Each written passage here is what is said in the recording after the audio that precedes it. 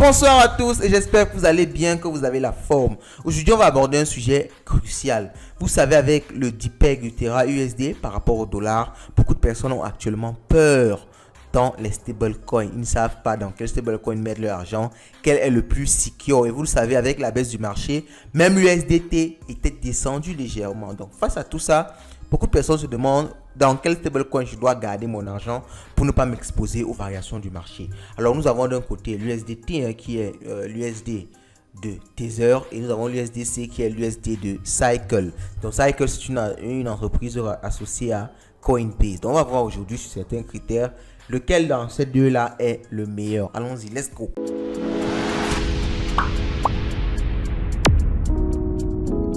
On accompagne notre analyse avec cet article-là de Capital. Donc, c'est un magazine qui est assez pertinent dans le monde des crypto-monnaies. Donc, on a trouvé un peu cet article-là pour vous expliciter notre analyse. Donc, un stablecoin, déjà, c'est quoi? C'est tout simplement un type de crypto-monnaie qui est rattaché à une valeur externe. Donc, beaucoup de personnes pensent que quand on parle de stablecoin, on parle juste de dollars. Non. Un stablecoin peut être rattaché à l'euro. Alors, il y a des stablecoins qui sont rattachés sur l'or. Il y a des stablecoins qui sont rattachés sur le yen japonais et beaucoup d'autres monnaies. Donc, le stablecoin est juste là pour répliquer la valeur d'un actif réel, comme le dollar par exemple. Quand le dollar monte, l'USDT va monter. Quand le dollar descend, l'USDT va descendre. Donc, il doit toujours maintenir, c'est ça qu'on appelle PEG. Il doit toujours maintenir, on va dire, une certaine égalité entre le stablecoin et la valeur sur laquelle le stablecoin est adossé. Donc, par exemple, sur le dollar, on doit avoir $1 égal à 1 stablecoin. Donc, c'est ce qui est globalement dit ici. Et maintenant, pourquoi les stablecoins sont importants? Donc, déjà, il faut savoir que le marché des cryptos est très volatile. Comme les stablecoins sont fixes par rapport à un actif, cela fait que quoi? Cela fait tout simplement que si le marché des crypto-monnaies varie, ton stablecoin sera lui stable. Donc, si le marché descend, tu n'as pas à te soucier du marché. Tu as ton stablecoin qui est stable et tu peux l'utiliser plus tard pour racheter un crypto actif un peu moins cher.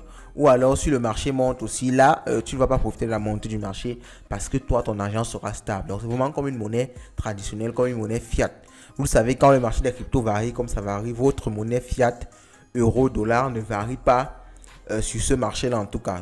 Ça peut marcher sur ça peut varier sur le marché Forex autant pour moi, mais ça ne varie pas sur le marché des cryptos. Donc c'est ce qu'on dit ici, with the fixed value, USD stablecoins in particular offer traders to enter exposition in more volatile cryptocurrency as they work as a store of value. Ok, donc alors on dit qu'en général, vous le savez, les stablecoins sont basés sur le dollar américain. C'est quand même la première monnaie au monde jusqu'à l'heure actuelle. On parle de l'hégémonie du dollar. De façon générale, on parle de l'hégémonie du dollar. Donc, c'est la première crypto actuellement au monde. Donc, before stablecoin, exiting a position means trader had go through hassle and pay fees in order to convert the crypto into fiat currency. Ok, donc c'est ça en fait. Si avant, en fait, quand les stablecoins n'existaient pas, pour que vous puissiez trader, vous devez vendre vos crypto-monnaies à quelqu'un, il vous fait le dépôt, ou bien il vous envoie un virement bancaire, soit à quelqu'un, soit à une institution, pour pouvoir sortir du marché. Et après, si vous voulez rentrer, vous devez encore refaire le virement ou refaire le transfert à la personne pour avoir des cryptos.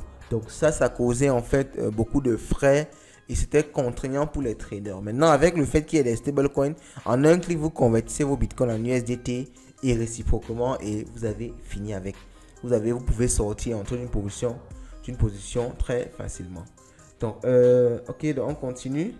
With the price stability of stablecoin, a trader will be able to convert their earnings from a profitable trade into USD, ok, stablecoin like USDT or USDT while waiting for the next opportunity. Ok, donc vous pouvez convertir quand ça descend, quand ça veut descendre, vous convertissez en stablecoin pour éviter de perdre. Quand c'est en bas, vous rachetez avec vos stablecoins et quand ça remonte, vous reconvertissez en stablecoin pour garder votre plus-value. Donc globalement, c'est ça. Donc maintenant on dit la popularité des stablecoins est évidente. Donc forcément parce que par rapport à la supply, donc la supply c'est la demande qu'il y a eu par rapport au stablecoin. On peut essayer de voir ici que à partir de janvier 2021, vous regardez comment la courbe des stablecoins est montée de façon exponentielle. Donc beaucoup de personnes sont vraiment intéressées à ça. Et le volume, vous voyez, on quitte là de 50 milliards, on est à 100 milliards, 150 milliards. Alors si on ouvre rapidement CoinMarketCap, ok, on ouvre rapidement CoinMarketCap, histoire de voir un peu les valorisations des stablecoins. Et ici, vous allez voir, si on prend le Tether est à 65 milliards, l'USDC est à 55 milliards. Donc, vous voyez les deux, si juste, ça fait plus de 100 milliards. 100 milliards, je crois bien, de dollars. C'est tellement énorme. Si on met encore le BUSD sur ça, c'est énorme. Je crois qu'il y a le DAI. Ok, le DAI ici, c'est aussi un stablecoin qui est aux alentours de 7 milliards de dollars. Donc, vous voyez vraiment beaucoup de personnes mettent leur argent dans les stablecoins et ça devient quelque chose d'incroyablement puissant. Donc, à l'heure d'aujourd'hui, comme vous pouvez le voir sur CoinMarketCap avec le Tether et l'USDC, ce sont les deux plus grosses cryptos, les deux plus grosses stablecoins.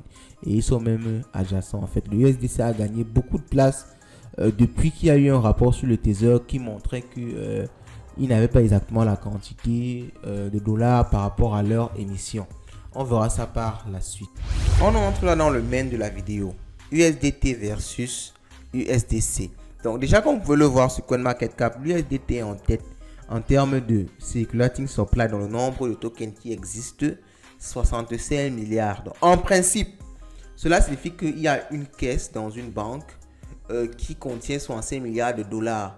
C'est-à-dire, chaque fois qu'on émet un Tether sur la blockchain, il y a $1 qu'on met dans le compte en banque pour garantir la valeur de cet Ether-là. Ça veut dire donc que si tout le monde qui a cet Ether décide de prendre du fiat, de vendre pour avoir du dollar, on doit être capable de les remettre cela.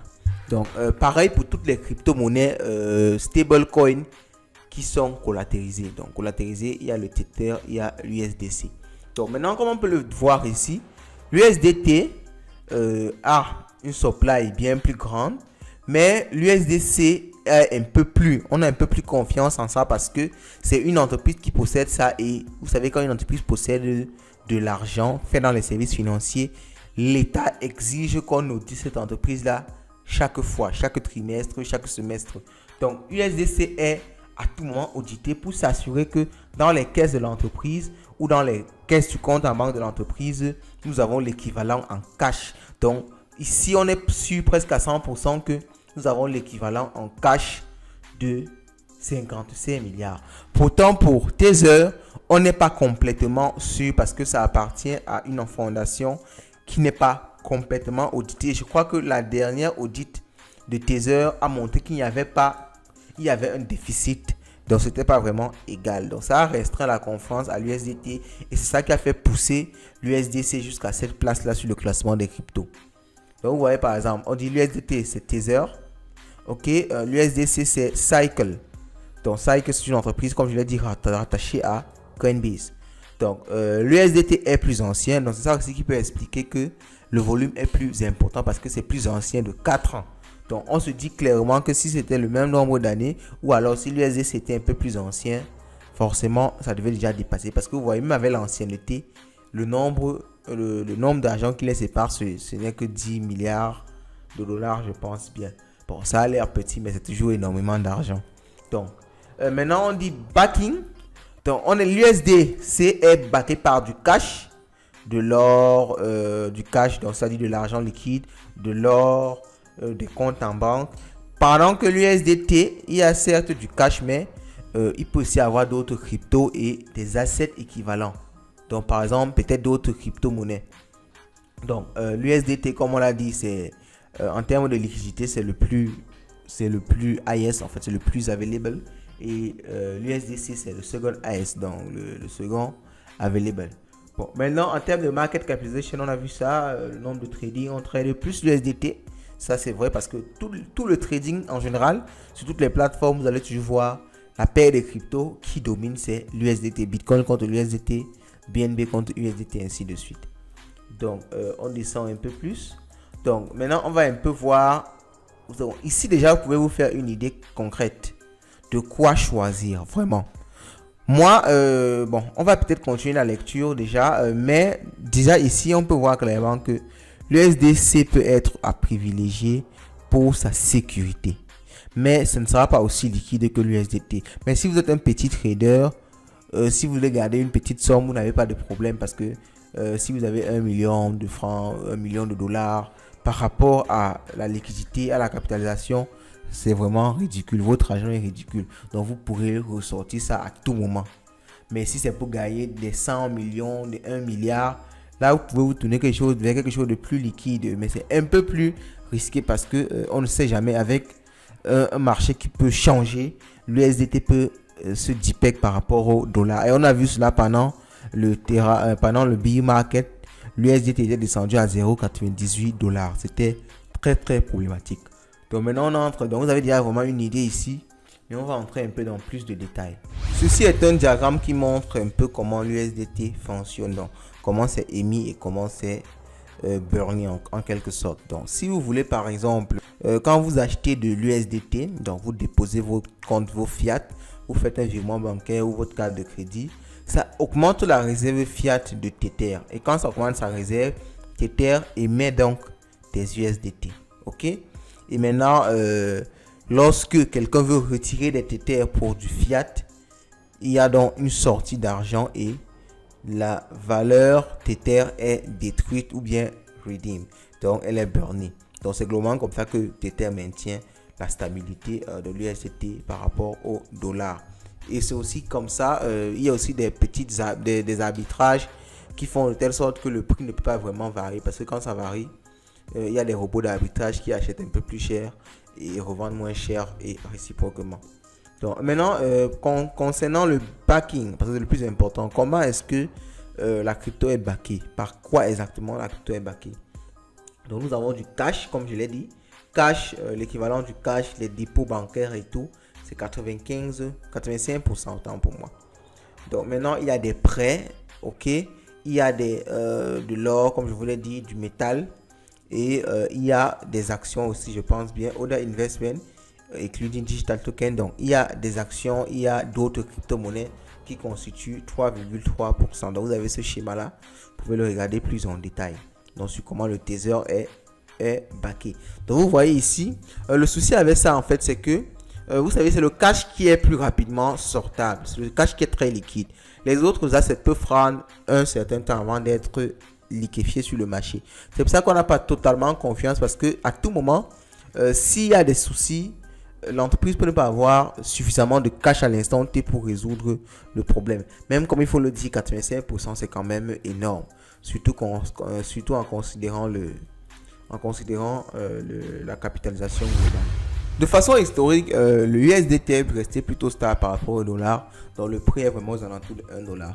Même comme tous ces changements, ils sont surtout dus à de l'arbitrage. Donc lorsque le prix est, c'est justement sûrement à cause peut-être de la latence entre le fait de l'émission et de la fourniture du compte. Donc lorsque le prix descend par rapport au dollar, il y a des robots d'arbitrage qui rachètent rapidement ça.